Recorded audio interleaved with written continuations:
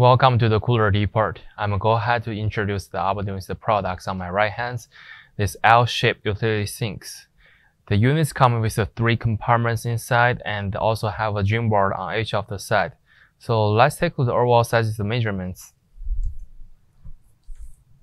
For the units lengths on single side, they are about like a 57.5 inches wide. And the height of the unit is about like a 43 inches tall. And the depth of the units, they are about like 2 feet, 24 inches. And the gym board side to the bottom of the ground, they will be 3 feet, 36 inches total. And for the gym board, it's about like a 16 inches wide.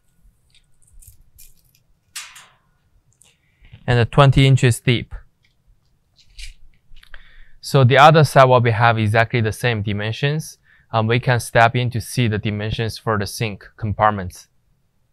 As we can see, we're having 3 compartments of the units, and they also come in the filter accessories from the manufacturers. And also they're having 4 holes and 2 on each side. The diameters for you to install the faucets, they are almost about like 8 and 1.4 inches deep, wide. And for the sink sizes, they will be 18 inches wide, 18 inches deep, and the height is about like a 1 feet 12 inches.